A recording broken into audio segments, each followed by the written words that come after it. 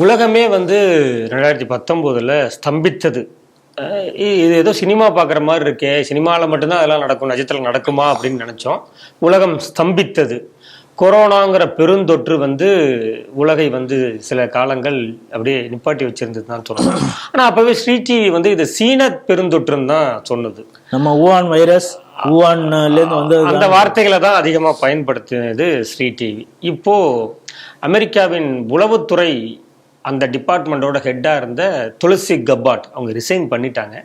Resign பண்ணுறதுக்கு முன்னாடி அவங்க ஒரு அதிர்ச்சிகரமான ஒரு விஷயத்த சொல்லியிருக்காங்க. இந்த விஷயத்தை வந்து சீனா தான் பரப்பியது. வௌவால்லேருந்து வரக்கூடிய ஒரு வைரஸ், இது சீனா தான் இதை பரப்பியிருக்கு. இதுக்கு ஃபண்டு பண்ணது வந்து அமெரிக்கா தான். அது வந்து ஆண்டனி பாசி அப்படிங்கிறவர் தான் அதுக்கு ஹெட்டாக இருந்து இதை பண்ணியிருக்காரு. ஆனாலும் அவர் வந்து இல்லை என அப்பட்டமாக அதை மறுத்து விட்டார் அப்படிங்கிற ஒரு குண்டை தூக்கி போட்டிருக்காங்க. ஸோ உலகம் ஸ்தம்பித்தது, பெரிய பொருளாதார நெருக்கடி உலகத்திற்கு ஏற்பட்டது, பல உயிர்கள் மாண்டு போனது. இது எல்லாத்திற்கும் காரணம் சீனா தான் என்பதை மீண்டும் இப்போ இந்த அறிக்கை மூலமாக நமக்கு தெரிய வந்திருக்கு. இந்த செய்தி எப்படி பார்க்குறீங்க? சீன வைரஸ் அப்படின்னு தான் நம்ம அப்பொழுதே சொல்லிட்டு இருந்தோம். அதில் என்ன ஒரு கதை விட்டாங்கன்னா, வௌவால்லேருந்து தான் வந்திருக்குது. அங்கே இருக்கக்கூடிய வௌவால் அங்கேருந்து அங்கே பக்கத்தில் வந்து மார்க்கெட் இருக்குது. அதாவது இந்த கதையெல்லாம் நிறைய இந்த ஹாலிவுட் படம்லாம் ஃபேண்டசி ஸ்டோரி நீங்கள் அப்படியே பார்த்து அப்படியே பிரமிச்சு போய் நிற்பீங்க. இப்படி இருக்கலாம்டா, டே இருக்கலாம்டா அப்படின்னு. அப்படியே வௌவா வந்ததான், அந்த வௌவா எச்சம்பட்டு தான், அந்த எச்சம் ஏதோ இருந்ததை வந்து அங்கே இருக்கக்கூடிய பன்றிகள் சாப்பிட்டதான்.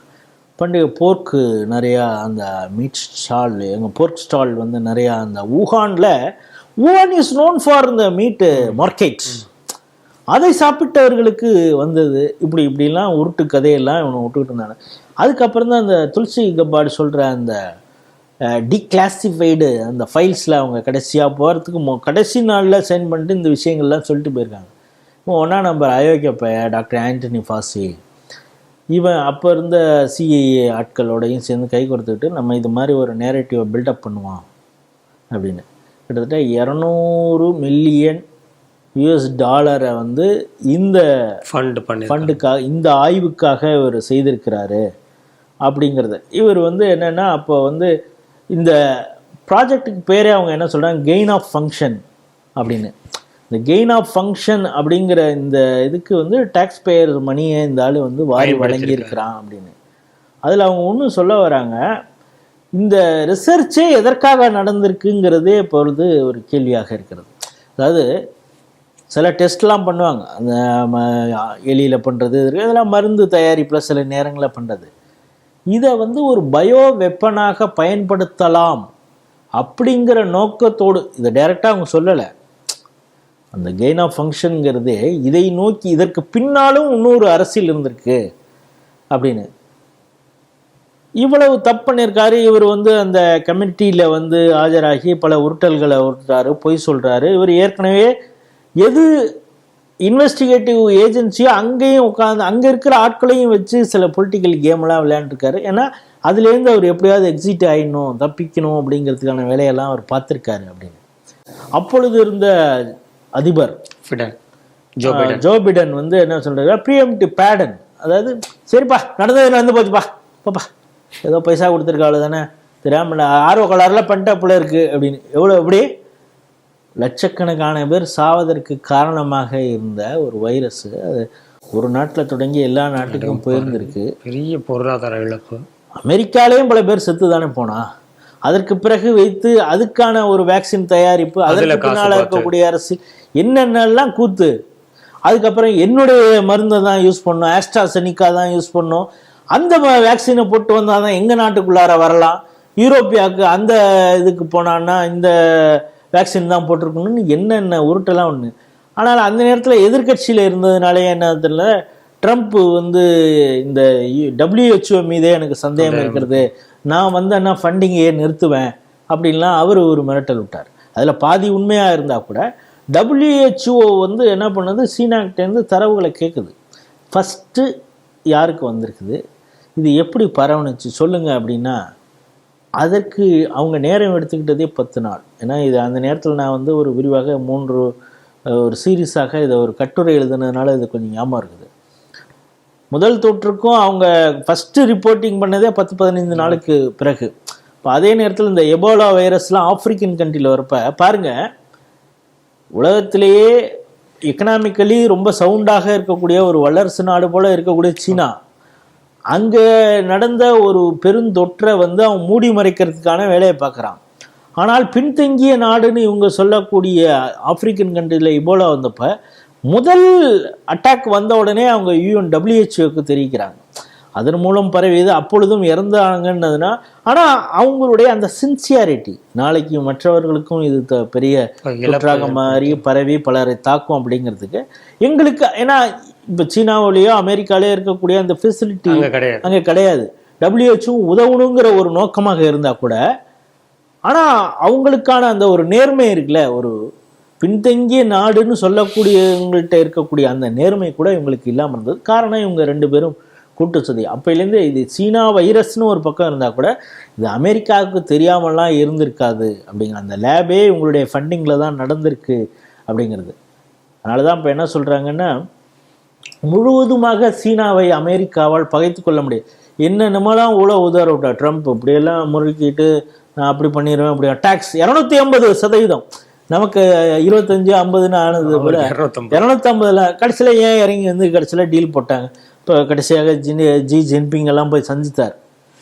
இப்போ நேற்று கூட பேசும் பொழுது ஒரு பேட்டி கேட்குறாங்க, நீங்கள் இது வரைக்கும் கிரேட் லீடர்ஸ் அப்படின்னு யாரை சொல்லுவீங்க அப்படின்னு சொல்லும் பொழுது நீங்கள் ஜி ஜின்பிங்கை சொல்லுவீங்க பவர்ஃபுல் லீடர்னு.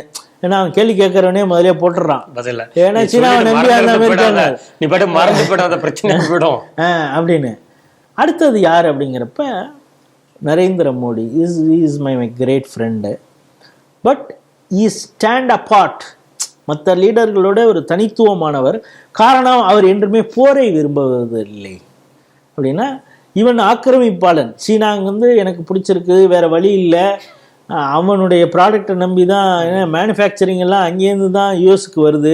யூஎஸில் பெரிய அளவு மேனுஃபேக்சரிங் இல்லை, அங்கே தான் இருக்குது. இன்னும் சொல்லப்போனால் பல இன்ஸ்டிடியூஷன்ஸ் சீனா கட்டுப்பாட்டில் தான் இருக்குது அப்படின்னு சொல்கிறாங்க. இன்னும் சொல்லப்போனால் ஜி ஜின்பிங் மகள் படிக்கக்கூடிய அமெரிக்காவில் பல்கலைக்கழகம், அவள் மூலமாகவே அந்த பல்கலைக்கழகத்தையே கேப்சர் பண்ணாங்க.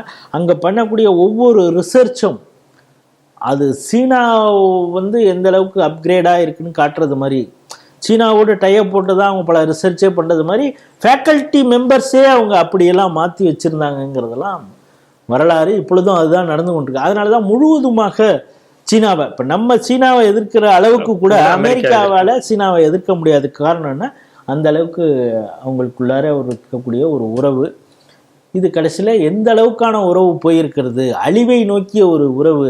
ஃபண்டிங் அதுக்காக பண்ணியிருக்காங்க அப்படிங்கிறத துளசி கபாட் சொல்லியிருக்காங்க. போகிற நேரத்தில் நல்லது செஞ்சிருக்காங்க. இது ஆனால் ஏற்கனவே நம்மலாம் சொல்லிட்டு இருந்தது தான், இப்பொழுது அவங்க வெளிப்படையாக சொல்லியிருக்கிறார்கள். இதன் மீது ஒரு மிகப்பெரிய விசாரணை நடத்தி இது இந்த மோசமான ஆய்வுக்கு ஃபண்டிங் பண்ண இந்த அமெரிக்கா, அந்த ஃபண்டிங் ஏஜென்சி, அவங்க யாரெல்லாம் இதில் சம்மந்தப்பட்டார்களோ அவர்கள் மீது நடவடிக்கை எடுப்பார்களா அப்படிங்கிறது நமக்கு தெரியாது. ஏன்னா தவறு செய்தவன் பெரிய அண்ணன். அதனால் அந்த அளவுக்கு இப்பொழுது ஆட்சியே ஜோ பிடன் ப்ரீஎம்டிவ் பேடன் சொல்லியிருந்தா கூட, இப்போது ரிப்பப்ளிக்கனில் வந்திருக்கக்கூடிய ட்ரம்ப்பு பண்ண டெமோக்ராட் பண்ணிட்டான், அதனால் நான் எல்லாருக்கும் தண்டனை வாங்கி கொடுத்துருவேன் அப்படின்லாம் கிடையாது.